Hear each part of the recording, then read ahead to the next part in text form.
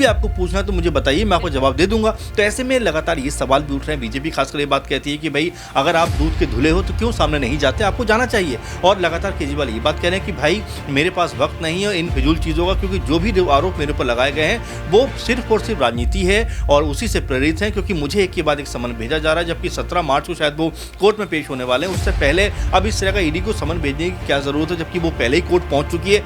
हमारी सूचना है कि आने वाले 2 से 3 दिन के अंदर दिल्ली के मुख्यमंत्री अरविंद केजरीवाल जी गिरफ्तार कर लिए जाएंगे। खबर से ही इतनी सदमे में है कि अब उसे कोर्ट के अंदर ईडी के संबंध पर जो तारीख है उसका भी इंतजार नहीं हो रहा। दिल्ली के मुख्यमंत्री अरविंद केजरीवाल को लेकर दावे किए जा रहे हैं कि अब वह महज 2 से 3 दिनों के बाद गिरफ्तार हो सकते हैं। ईडी की जो छापेमारी देखने को मिली है, दिल्ली शराब नीति घोटाले मामले में आम आदमी पार्टी जिस तरह से फंसी हुई है, ऐसे में अब यहां पर यही दावे किए जा रहे हैं। वक्त यहां पर नजदीक दिखाई दे रहा है कि कहीं ना कहीं अब सीएम अरविंद केजरीवाल गिरफ्तार हो सकते हैं। क्या वाकई में वह गिरफ्तार हो जाएंगे? क्या वाकई में अब भी यहां पर ईडी की जीत नजर आएगी, या फिर अरविंद केजरीवाल जो ईडी के अधिकारियों को चुनौती दे रहे हैं वह सफल हो पाएंगे? नमस्कार, मैं प्रांशी राठौर और आप देख रहे हैं नेक्स्ट 9 न्यूज। हमारे साथ इस वक्त मौजूद हैं हमारे सहयोगी अमन जी, जिनसे हम जानने की कोशिश करेंगे कि दिल्ली के मुख्यमंत्री अरविंद केजरीवाल क्या वाकई में जल्द से जल्द गिरफ्तार होते हुए नजर आ सकते हैं या फिर नहीं। सबसे पहले सर, आपका बहुत बहुत स्वागत है। जी, थैंक यू। जैसा कि आप भी जानते हैं कि अरविंद केजरीवाल दिल्ली शराब नीति घोटाले मामले में फंसे हुए हैं और करोड़ों के घोटाले की बात कही जा रही है। इसके बाद देखा गया कि शीश महल जो उनका है उसको लेकर यहां पर बातें सामने आई, जल बोर्ड घोटाला है यहां पर, और ऐसे में यहां पर देखा गया है कि जो उप मुख्यमंत्री रह चुके हैं मनीष सिसोदिया, संजय सिंह पहले से ही जेल में बंद है इसी मामले में। मनी लॉन्ड्रिंग से जुड़े मामले में उनकी अभी तक जमानत तक नहीं हुई है, और अब 7वां समन जो अरविंद केजरीवाल को भेजा गया है, इसके बाद से यहां पर आतिशी मरलेना कहती हैं कि धमकी भरे यहां पर मैसेजेस मिल रहे हैं कि 3 से 4 दिनों में अरविंद केजरीवाल की गिरफ्तारी हो जाएगी। मालूम हो कि बीते कल ही 7वां समन भेजा गया, 6वां समन कोर्ट की तरफ से भेजा गया था, लेकिन अरविंद केजरीवाल फिर भी पेश नहीं हुए कि बजट सत्र का उन्होंने बहाना बना दिया।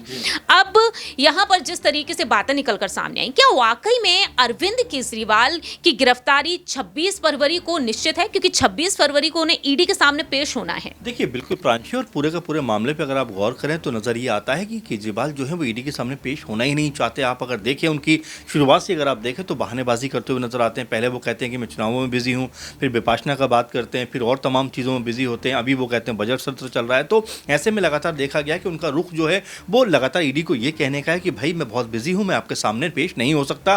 कुछ भी आपको पूछना है तो मुझे बताइए, मैं आपको जवाब दे दूंगा। तो ऐसे में लगातार ये सवाल भी उठ रहे हैं। बीजेपी खासकर ये बात कहती है कि भाई अगर आप दूध के धुले हो तो क्यों सामने नहीं जाते, आपको जाना चाहिए। और लगातार केजरीवाल ये बात कह रहे हैं कि भाई मेरे पास वक्त नहीं है इन फिजूल चीज़ों का, क्योंकि जो भी आरोप मेरे ऊपर लगाए गए हैं वो सिर्फ और सिर्फ राजनीति है और उसी से प्रेरित है, क्योंकि मुझे एक के बाद एक समन भेजा जा रहा है, जबकि 17 मार्च को शायद वो कोर्ट में पेश होने वाले हैं। उससे पहले अब इस तरह का ईडी को समन भेजने की क्या जरूरत है, जबकि वो पहले ही कोर्ट पहुंच चुकी है। तो यहाँ पर वो यही बात कह रहे हैं। खासकर आपने आतिशी का जिक्र किया, सौरभ भारद्वाज का आप देख सकते हैं, और भी जो तमाम बड़े नेता हैं आम आदमी पार्टी के, वो यही बात कह रहे हैं कि बीजेपी से अब जब कुछ बन नहीं पा रहा है, कुछ आम आदमी पार्टी का बिगाड़ नहीं पा रहे हैं। क्योंकि आप इससे इस बात को भी जोड़कर देखिए कि चंडीगढ़ में जिस आपाधापी में बीजेपी ने चुनाव जीता और वहां पर उनके 7-8 जो वोट को अवैध करार दिया, उसके बाद कोर्ट में मामला जाता है। कोर्ट कहता है कि ये तो लोकतंत्र की हत्या है, और वहाँ पर जो आम आदमी पार्टी के एक तरीके से जो मेयर बनते हैं कुलदीप, उनको कहने कंटिन्यू करने के लिए कहते हैं। तो इससे उनको लग रहा है कि ये हमारी बहुत बड़ी जीत है, और यहाँ पर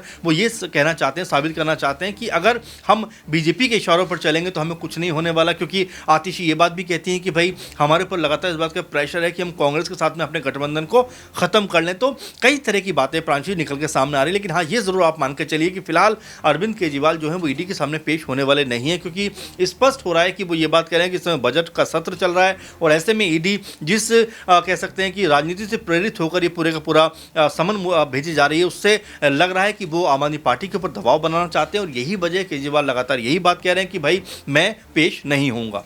देखिए, जिस तरह से अमन जी ने अपनी बात रखी है कि अरविंद केजरीवाल कहीं ना कहीं एक बड़ी चुनौती अब भी दे रहे हैं कि मैं अभी भी ईडी अधिकारियों के सामने पेश नहीं होऊंगा। तो इसी बीच यहाँ पर एक बयान आपको सुना देते हैं और ये बयान है सौरभ भारद्वाज का कि आखिरकार आज उन्होंने जो प्रेस कॉन्फ्रेंस बुलाई तो यहाँ पर बीजेपी के प्लान की हकीकत वह बताते हुए दिखाई दे रहे हैं कि समन यहाँ पर क्यों भेजा गया। सुनिए जरा। सूचना है कि आने वाले 2 से 3 दिन के अंदर दिल्ली के मुख्यमंत्री अरविंद केजरीवाल जी गिरफ्तार कर लिए जाएंगे। अब सवाल यह उठता है कि ऐसा क्या हुआ है जो इतनी जल्दबाजी केंद्र सरकार के अंदर दिखाई जा रही है कि अब ईडी छोड़ो, ईडी का मामला तो कोर्ट में फंस गया है, अब सीबीआई को कहो कि सीबीआई तुरंत इनको गिरफ्तार करे। हमें लोग काफी दिनों से ये बात कह रहे थे, हम लोग मानते नहीं थे। यहां तक पत्रकार साथी भी ये बात कहते हैं कि आप जैसे ही कांग्रेस के साथ मल्टी स्टेट अलायंस करेंगे अरविंद केजरीवाल जी को गिरफ्तार कर लिया जाएगा। और भारतीय जनता पार्टी से जुड़े हुए लोग भी हमें यह बात कह रहे हैं कि अगर अलायंस हुआ तो अरविंद केजरीवाल जेल में गए, और अरविंद केजरीवाल जी को अगर आप लोग बाहर देखना चाहते हैं तो एक ही तरीका है, अरविंद केजरीवाल कांग्रेस के साथ इंडिया गठबंधन का हिस्सा ना बने। यानी बात साफ है, भारतीय जनता पार्टी के अंदर घबराहट बहुत ज्यादा है। उनको लगता है अगर आम आदमी पार्टी और कांग्रेस साथ आएंगे तो जिन जिन राज्यों के अंदर आम आदमी पार्टी और कांग्रेस साथ आएंगे भारतीय जनता पार्टी की मुश्किलें बढ़ेंगी। सुना आपने कि किस तरीके से यहाँ पर समन की बात की है सौरभ भारद्वाज ने। तो बात यहाँ पर सर इसको लेकर भी कर ली जाए कि समन पर समन भेजे जा रहे हैं और यहाँ पर बजट सत्र का बहाना दिया जा रहा है। क्या वाकई में केजरीवाल सरकार जो आरोप लगा रही है कि मेरी पार्टी को खत्म करने की पूरी तरीके से कोशिश की जा रही है, अगर वह जेल चले जाएंगे तो इस्तीफा ले लिया जाएगा। बार बार उनके विधायकों के घर छापेमारी की गई। अमानतुल्लाह खान के बारे में ही बात कर लीजिए, और उस वक्त उन्होंने ये बातें कही थी। अगर दोष सिद्धि ये पार्टी वाकई में साबित हो गई तो क्या पार्टी का यहां से सुपड़ा साफ हो सकता है लोकसभा चुनाव से पहले? देखिए बिल्कुल अभी सिर्फ आरोप हैं, और देखिए 1.5-2 साल से पूरा का पूरा मामला चल रहा है। कई तरह की बातें कही जा रही हैं।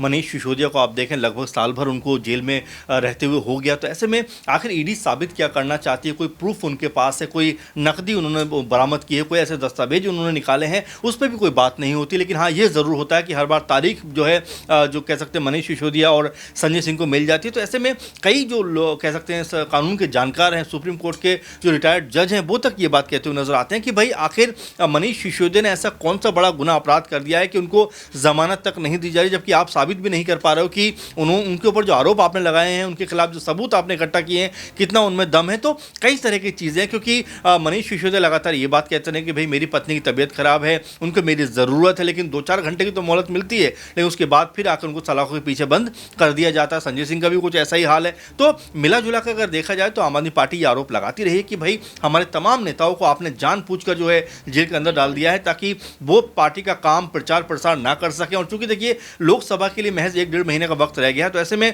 हर एक पार्टी अपने आप को मजबूत करने में लगी है, अपने प्रवक्ताओं की लिस्ट बना रही है, अपने जो कह सकते हैं कि स्टार प्रचारक उनके नाम फाइनल कर रहे हैं। ऐसे में आम आदमी पार्टी इस कोशिश में लगी है कि उनके सीएम कहीं जेल ना चले जाएं। इस कोशिश को कह सकते हैं रोकने में लगी है कि उनके जो सीएम है कहीं उनको जेल के अंदर ना डाल दिया जाए। तो ऐसे में आप समझ सकते हैं जो आम आदमी पार्टी कह रही है कि जिस तरह का माहौल बनाया जा रहा है उससे ऐसा लगता है कि आम आदमी पार्टी बहुत बड़ी गुनाहगार है, लेकिन सबूत के नाम पर ईडी के पास कुछ भी नहीं है। तो अब देखना यही होगा कि क्या 26 तारीख को केजरीवाल जाते हैं, जैसा रुख उनका लग रहा है मुझे नहीं लगता प्रांची जी वो जाएंगे। अब इसके बाद ईडी क्या स्टेप उठाई, क्योंकि हमने देखा कि हार कर जब हेमंत सोरेन 9वें-10वें समन में भी नहीं गए तो ईडी उनके घर पहुंचती है और उसके बाद उनकी गिरफ्तारी हो जाती है। तो कहीं यही बात तो आम आदमी पार्टी नहीं कह रही कि अब इसके बाद जो ईडी है उनके घर पर आकर पूछताछ करती हुई नजर आए और उसके बाद जो है अरविंद केजरीवाल को गिरफ्तार कर लिया जाए। तो एक माहौल जो है पॉलिटिकल वो अभी से गर्म करना चाहते हैं, अभी से हवा देना चाहते हैं, ताकि उनको एक सिंपैथी के तौर पर दिल्ली की जनता जो है वो यहाँ पर वोट देती हुई नजर आए। क्योंकि अब देखें आम आदमी पार्टी की स्थिति दिल्ली में दिनों दिन मजबूत होती जा रही है। पहले राज्य सरकार में थे, अब एमसीडी में भी हैं, और यहाँ पर कांग्रेस के साथ में जो गठबंधन हुआ है तो आप ये भी मान सकते हैं दोनों का वोट अगर एक जगह आएगा तो बीजेपी के लिए मुश्किल यहाँ पे बढ़ जाएगी। वाकई में कहीं ना कहीं यहाँ पर अरविंद केजरीवाल गले की फांस तो बनते हुए दिखाई दे रहे हैं मोदी सरकार के लिए। और ऐसे में यहाँ पर यही कहा जाता है कि जब जब पीएम मोदी डरते हैं तब तब ईडी सीबीआई को आगे कर देते हैं। तो क्या सच्चाई वाकई में यही है जो विपक्ष कह रहा है? खैर, ये तो विपक्ष की बयानबाजी है और ये आगे भी चलती रहेगी, लेकिन देखना होगा कि अरविंद केजरीवाल यहाँ पर इस मुसीबत से छुटकारा पा पाते हैं या फिर नहीं। यहाँ पर अगला एक और बयान आपको सुना देते हैं। कांग्रेस के ही, माफ कीजिएगा, आम आदमी पार्टी के ही दिग्गज नेता गोपाल राय ने जिस तरीके से अपनी बात रखी है और बीजेपी की प्लानिंग पर वह खुलासा कर रहे हैं, सुनिए सर। खबर से ही इतनी सदमे में है कि अब उसे कोर्ट के अंदर ईडी के सम्मन पर जो तारीख है उसका भी इंतजार नहीं हो रहा है। अब उन्होंने जो नया षड्यंत्र बनाया है और जो खबर आ रही है कि सीआरपीसी की 41A सेक्शन की तरफ अब धीरे धीरे सीबीआई अपनी नोटिस तैयार कर रही है। सीबीआई अरविंद केजरीवाल जी को 1-2 दिन के अंदर नोटिस जारी करेगी और उसके बाद जल्दी उन्हें गिरफ्तार किया जाएगा। और फिर ईडी, जैसे मनीष सिसोदिया जी को गिरफ्तार किया गया था, वैसे उनको, अगर आपको याद होगा, कि सीबीआई ने पूछताछ के लिए बुलाया और पूछताछ में रात में घोषित किया कि गिरफ्तार कर लिया गया। मनीष सिसोदिया जी जेल में थे, जेल के अंदर से ईडी गिरफ्तार करके लाई। तो एक नए तरह का षड्यंत्र ईडी की सारी नोटिसों के गैर कानूनी होने के नाते फेल होते देखते हुए भाजपा ने नया कुचक्र रचना शुरू किया है। मैं देश के सभी लोगों से यह कहना चाहता हूं कि भारतीय जनता पार्टी ने पिछले धीरे धीरे 1 साल मनीष सिसोदिया जी को जेल में होने जा रहा है, उससे लगभग 2 साल से ये पूरे देश के अंदर हजारों जगहों पर ये छापे मार चुके, सभी लोगों के घरों को खंगाल चुके, लेकिन आज तक एक चवन्नी भी, एक पैसा भी। आपने सुना, गोपाल राय ने भी अपनी बात रखी। अब आने वाले समय में देखना होगा कि अरविंद केजरीवाल आखिरकार 26 फरवरी को क्या कुछ करेंगे। जब उन्हें पहला दूसरा समन भेजा गया तब वह विपासना सेंटर पहुंच गए और इसके बाद जब तीसरा समन भेजा गया तब वह कहते हैं कि किस अधिकार से आप समन भेज रहे हैं, चौथा भेजा गया, पांचवा भेजा गया, अब वह बजट सत्र की बात कह रहे हैं। देखते हैं कि अरविंद केजरीवाल को आखिरकार ईडी के अधिकारी किस तरीके से शिकंजे में फंसाते हुए नजर आएंगे। बहुत बहुत शुक्रिया अमन जी तमाम सवालों को जवाब देने के लिए। तब तक के लिए आप देखते रहिए नेक्स्ट 9 न्यूज़।